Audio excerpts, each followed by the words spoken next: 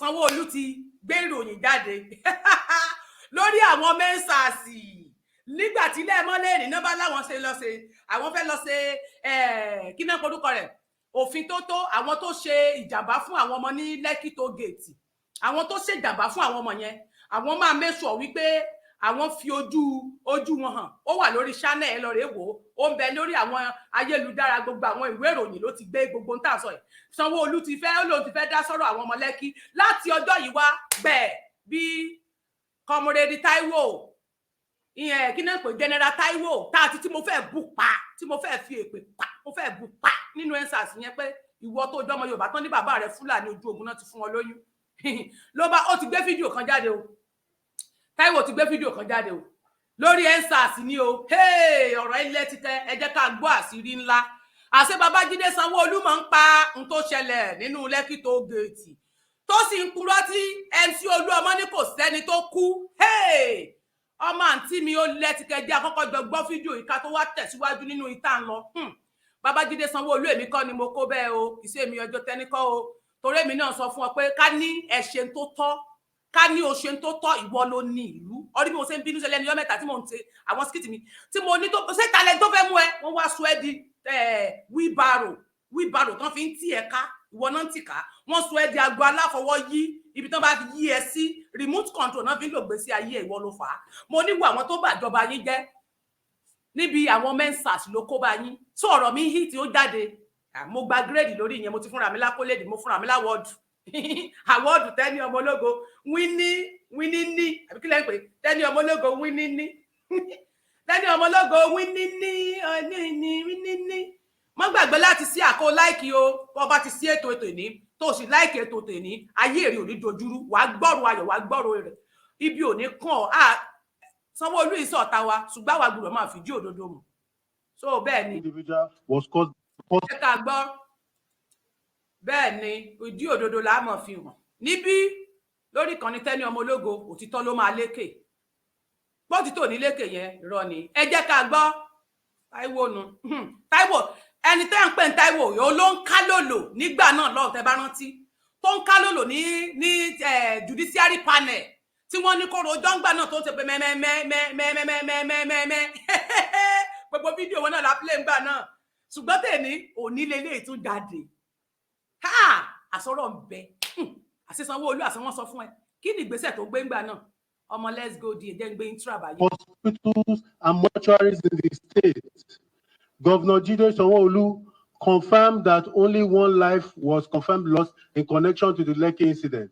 According to staff registered hospital Lekki, the death of the unnamed individual was caused by blunt force trauma, and he was on Admiralty Road. Another body with a gunshot wound was deposited in a mortuary in Yaba. An investigation is still ongoing to see if this occurred at the Lekki toll incidents.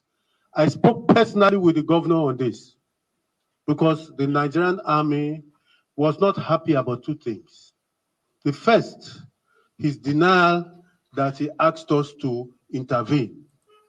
Ṣé gbọ́ bẹ́ẹ̀ yẹn màámi ẹ̀yin tèmi ṣe ti gbọ́ tán wí bẹ́ẹ̀ hun lákọ̀ọ́kọ́ àwọn sójà kan tí mo play ńjọ́ wo lánàá sì máa tún play rẹ̀ ó ní àwọn ò mọ̀ ní pé kò sẹ́nibọ̀dì tó shoot ní Lekki shooting kò sẹ́nibọ̀dì tó ṣẹlẹ̀ Láyà Muhammed ó dàn wípé irọ́ ni gbogbo tó ṣẹlẹ̀ pé fọ́tò ṣọ́ọ̀bù ni wọ́n ní fọ́tò ṣọ́ọ̀bù ni gbogbo tó ṣẹlẹ̀ ní Lekki ẹ̀kí nínú MC Olúẹran ó ní kò sẹ́ni tó kú ní Lekki now sójà náà dàn wípé irọ́ ni kò sí nǹkan kan now àṣírí tí wọ́n fẹ́ máa dẹyọ báyìí pé sójà mọ̀ nípa rẹ̀ sójà wà lára àwọn tó pa ọmọ yín ní Lekki sójà wà lára àwọn tó pa ọmọ yín bọ́ọ̀ bá wá láìkì ètò yìí kò ní dáa ó bẹ́tà ẹ̀ kó láìkì ẹ̀ àwọn òdìyàn kankan lọ́wọ́ òtítọ́ ló máa lékè torí àwọn tó ń pọ̀ mọ́ wọn bẹ́ẹ̀ ni èèyàn kan ló ní wọn ó yá tó o bá ṣàṣì ètò ní ayé èrè ó yẹn dákun mi ìgbà yẹn jà dákun mọ́ tẹ lọ́ọ̀fù wọ́n náà tẹ lọ́ọ̀fù bá ń sáré da lọ́ọ̀fù bolẹ̀.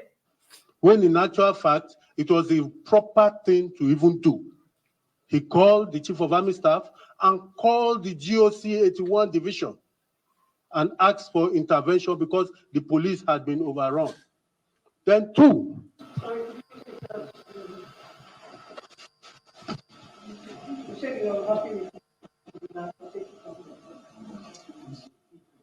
Two things. I spoke with the governor. Said the army was unhappy that he said he did not ask the army to intervene. Ṣẹ́gbọ́ òun ò sọ pé kí army kó ó ní àwọn eléyìí ní àwọn army inú wọn ò dùn sí n tó ṣẹlẹ̀ ní Lẹ́kì torí aṣọ sójà náà wọ̀ lọ pẹ́nu àwọn army ò dùn ó ló wá sọ òun dẹ̀ ń fúnra òun Táíwò lélẹ̀ ń jẹ́ Táíwò ó lòun bá Sanwó-Olú fúnra rẹ̀ sọ̀rọ̀ ó ló sọ wípé òun ò sọ pé kí àwọn army kan wá involve ìyẹn mi pé òun ò sọ fáwọn army pé káwọn lọ síbẹ̀ ọ̀tọ̀ làwọn tí wọ́n rán lọ bẹ̀ òun ò ní káwọn army dá sí mi ò sọ pé kí army dá sí ẹ dákun ẹjá máa lọ ẹjá àgbéèbó. I spoke with the governor. Said the army was unhappy that he said he did not ask the army to intervene. But I'm sure after we've watched everything, we saw he had more than reasonable grounds to ask the army to intervene. Ó parí o. Yay! Bí gbogbo ń tán bá fi hàn yín bẹ́ẹ̀ tó wà bẹ́ẹ̀ tẹ́ ẹ ti rí gbogbo ẹ̀rí yẹn. Ìyẹn mi pé ẹ máa mọ̀ wípé reason tí army fi máa intervene nínú ibẹ̀ yẹn tó fi máa dá sí nǹkan ṣe Lẹ́kì yẹn. Sanwó-Olú ọlọ́mọjà kankọ̀fù sí ọ lọ́wọ́ o. Wọ́n kankọ̀fù sí ọ lọ́wọ́ o. Ọlọ́mọjà kankọ̀fù sí ọ lọ́wọ́ o. Ọlọ́ọ̀jẹ̀ kankọ̀fù sí ọ lọ́wọ́. Ẹ dákun ẹ jẹ́ àtún gbọ́. Ẹ jẹ́ àtún èbó gbọ́. Happy that he said he did not ask the army to intervene. But I'm sure after we've watched everything, we saw he had more than reasonable grounds to ask the army to intervene. Bam! The Court of Appeal on Wednesday refused to stop INEC from reconfiguring its bimodal accreditation system, that's BVAS, against the wishes of the Labour Party. Ọ̀rọ̀ ilé. So, ṣé ẹ dákun kí ni ìtumọ̀ èbó yẹn? Abẹ́ rí pé sójà ti ń jẹ́wọ́ báyìí. Sójà ti jẹ́wọ́ o wípé àwọn bá Sanwó-Olú sọ̀rọ̀. Inú sójà ò dùn o torí wípé aṣọ tán wọ aṣọ sójà ni àbí gbáládogérò wá wọjà. Wọ́n dẹ̀ ti kó gbogbo footage tí Fáṣọlá lòun fi ọwọ́ sẹ́yìn tí Fáṣọlá lòun ò rí tó dọ́gbọ́n fi rọ́ sẹ́yìn àti wọ́n rí footage àti gbogbo ẹ̀ ó wà ńbẹ̀ wọ́n kó pamọ́ ní mí wọ́n ti destroy bọ̀ wọ́n ẹ̀ lè destroy rẹ̀ tán mo sọ fún yín mo sọ nígbà náà mo ní wọ́n lè destroy rẹ̀ wọ́n kàn máa bá yín kó pamọ́ ni wọ́n bá yín kó ìyá yín pamọ́ díjọ́ tán bá máa fi béèrè owó ńlá lọ́wọ́ yín tẹ́ ẹ̀ bá ti fún wọn lówó yẹn wọ́n bá yín gbá sírí síta ṣé bẹ́ẹ̀ lè ṣe mẹ́mẹ́mẹ́ nígbà náà ó ń ṣe Táíwò yìí ó ṣe mẹ́mẹ́mẹ́ nínú judiciary panel ní táìmù yẹn mẹ́mẹ́mẹ́ ló ṣe now ó ti wá fọ́jú ẹ̀ pọ̀ pé gbogbo footage táwọn kó sílẹ̀ tó wà lójú ojú tẹlifíṣàn òrè lójú bí ẹja padà sápá bí lójú tẹlifíṣàn yìí gbogbo àṣírí tí wọ́n fi hàn yín ní ojú tẹlifíṣàn yìí gbogbo tó wà lójú screen yìí táwọn bá tọwọ́ bọ̀ dáadáa táwọn go deeper nínú ẹ̀ táwọn tì kábọ̀ táwọn fọwọ́ ro gbogbo ìdí rẹ̀ táwọn rò dáadáa nígbà táwọn dẹ̀ lọ bá àwọn dé mọ̀ wípé ọdún tó já ọdún o torí àwọn mọ̀ pọ́wọ́ àwọn wà lára àwọn tó ṣẹlẹ̀ ní àyín o ọwọ́ ọmọ àwọn wà nínú bí ọwọ́ àwọn sójà wà o inú sójà ò sì dùn àwọn òwò lẹ́nu ó lò ní Sanwó-Olú dà pé òun ò ní kí sójà kó intervene definitely àwọn thugs àwọn hoodlums àwọn political thugs àwọn agbèrò of Lagos àwọn ni wọ́n rán àwọn kí náà porúkọ wọn àwọn Taliban àwọn tàwọn ni wọ́n rán níṣẹ́ tàwọn kò sí kí ló fẹ́ ṣe fún mi tàwọn ni títẹ̀ kó àwọn ni wọ́n rán níṣẹ́ ẹ mọ́ gbàgbé pé tàwọn náà ló lọ sí sókà nìbàdàn àwọn tàwọn pẹ̀lú àwọn sójà ọmọ wẹ́wẹ̀wẹ́ pẹ̀lú àwọn ara wọn ni wọ́n rán níṣẹ́ sójà kan dẹ̀ complain nígbà náà tó ní wọ́n fún àwọn ní 50,000 naira wípé káwọn fi lọ sí Lẹ́kì tó fi dáyé gẹ́yẹ tó daṣọ bójú tó ní kẹ́nìbọ̀dì má lọ o wọ́n padà arrest bọ́ọ̀bù yẹn ni wọ́n pa ní bùkàn ní àmọ́ ẹ mọ́ dẹ̀ tó gbàgbé General Bọ́lárìnwá tí mo ṣe kéèsì rẹ̀ náà nígbà náà tí wọ́n ní pé wọ́n nínú endsars tí wọ́n náà lọ sí abúlé Ẹ̀gbá òun náà jẹ́wọ́ wípé lára àwọn ọmọ wọn Táíwò yìí ó wà lára rẹ̀ wípé ó mọ̀ pé gbogbo wọn yẹn mọ̀ nípa wọn, para àwọn ọmọ lẹ́yìn wọn, àwọn ọmọ wọn kéékèèké, àwọn tíìmù wọn ọ́ndà tíìmù wọn, àwọn ọmọ tó wà lọ́ndà wọn, àwọn ni wọ́n rán níṣẹ́ yẹn. Wọ́n mọ̀ nípa tó ṣẹlẹ̀ ní Lekki shooting. Àwọn eléyìí wá lọ bá Sanwó-Olú wípé àrọ́wọ́ wa ń bí o, àánú wa ò sì dùn sí tó ṣẹlẹ̀ o. Olúwa ní sọ ní pé kan intervene, òun ò mi kò bẹ̀yìn níṣẹ́ ni. Ṣé mo ní kẹ́ ẹ bá wa dá sí? Ọ̀tọ̀ sá làwọn tí mo gbé sẹ́rán. Ọ̀tọ̀ làwọn tí mo ní kàn lọ́bẹ̀. Kì í ṣe wọ́n ni mo ní kàn lọ́bẹ̀. Kí ló kàn yín? Bọ̀ táwọn bá wá go deeper, táwọn bá tọwọ́ bọ̀ díẹ̀, ọwọ́ táwọn rí bíbà yìí, àwọn mọ̀ pé ó ní reason tó fi di pé ọ̀ràn wa, àwọn ọmọ wa wà ń bí, àwọn èèyàn tí wá wà nínú àwọn tó lọ ṣiṣẹ́ ń bí o. Ẹ dákun ẹ bá wa tọwọ́ bọ̀ dí wọn pa, ẹ bá wa gbé yòókù síta. Fíìmù preamble náà bá gbélé síta lẹ́ni gbẹ̀. Àṣírí bá tún Sanwó-Olú ló bá ní àwọn tó wà láti bí ọdún 3. Sanwó-Olú ṣẹ̀ṣẹ̀ wá mọ̀ lẹ́ni èní 9 of March 2023 láti October 20, 2020, 3 years ago. Sanwó-Olú ṣẹ̀ṣẹ̀ mọ̀ lẹ́ni ní ọjọ́ 9 oṣù kẹta ọdún tá a wà yìí.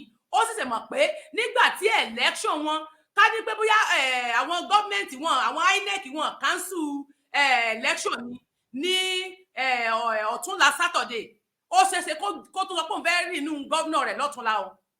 Ó wá sọ̀rọ̀ torí pé àwa ń sọ fún ẹ pé torí endsars làwọn ọ̀pọ̀lọpọ̀ ṣe bínú sí nǹkan tẹ̀ ṣe. Ẹ wá padà wá bọ́ta, ọwá ní wàá ṣẹ̀ṣẹ̀ wá wá ìdí láago mélòó tó wọ́n láti bí ọdún 3. Ó sì fẹ́ wá àwọn tó ń sunkún, àwọn ọmọ tí ìyà ń jẹ tí wọ́n wà ní judiciary panel tí wọ́n ń ké lójoojúmọ́. Èló ló fún ẹbí wọn Sanwó-Olú, èló ló fún ara wọn Sanwó-Olú, èló ló dìde, mélòó ló lọ. Ọmọ tó kú nínú BRT Bámisáyé, ǹjọ́ orí àwọn ẹbí wọn? Àìmọye ìgbà tí ẹgbẹ́ bá ń sunkún níwájú kiri yín, ẹ máa fọlọ́pàá àrá sí wọn ni. Àìmọye àwọn tẹ́ ẹ ti pa, ẹ tún ti pààyàn lẹ́ni nínú BRT yín, mọ́tò yìí tún ti lọ rè lákṣẹ́dẹ̀, ẹ tún ti lọ rè mú jẹ́ pé kó o lè wọlé, o tún ti lọ fi èèyàn, o tún ti lọ fi ẹ̀jẹ̀ èèyàn ṣe tutù. Eléyìí ò lè wọ́ọ̀kì mọ́ o. Ó tún lọ fẹ́ lé ṣètùtù, ó tún fẹ́ fi ṣètùtù ẹ̀jẹ̀. Ẹ tún fẹ́ àwọn tó kú ní fináfọ́nsú, ẹ tún ní ẹ̀jẹ̀ tútù tó máa pa ní fináfọ́nsú. Lẹ́yìn ìgbà yẹn Tinubu Sanwó-Olú fúnra rẹ̀ láti bí ọdún mélòó, Sanwó-Olú ò san owó àwọn òṣìṣẹ́, àwọn tí wọ́n wà ní kí ni àwọn ní pensioner. Babájídé Sanwó-Olú ò sanwó oṣù wọn. Babájídé Sanwó-Olú ò sanwó oṣù wọn. Ó wá jáde, ó wá san 1.2. ó ní wọ́n ní Simi ìyẹn ọgbẹ́ tó ń kọrin yẹn, Simi Sọlá ìyàwó Adékúnlé Gold, ó ń tiẹ̀ fi bínú sí títí ẹ̀, òun náà yarí pé so látorí pension nítorí election Sanwó-Olú ti san 1.2 billion of naira, 1.2 billion pension ó ti refund fáwọn àwọn tí wọ́n jẹ́ àwọn wọn náà pẹ̀lú àwọn tó ti fẹ̀yìntì níbi iṣẹ́ tó yẹ kí wọ́n sanwó fẹ̀yìntì wọn láti bí ọdún 4. Sanwó-Olú ò sanwó wọn. Election wá kù ọjọ́ 3, Sanwó-Olú ti lọ rèé san owó, ó ti lọ rèé sanwó jáde báyìí nísìn. Eléyìí tó pera rẹ̀ ní Desmond Elliot ní èní, ó ti lọ rèé gbé transformer lọ sí Sùúrùlérè. Ó ti gbé transformer lọ láti ọdún bíi 4 tó ti wà níbẹ̀, wọ́n gbé transformer lọ. Òun náà ti gbé transformer lọ sí Sùúrùlérè.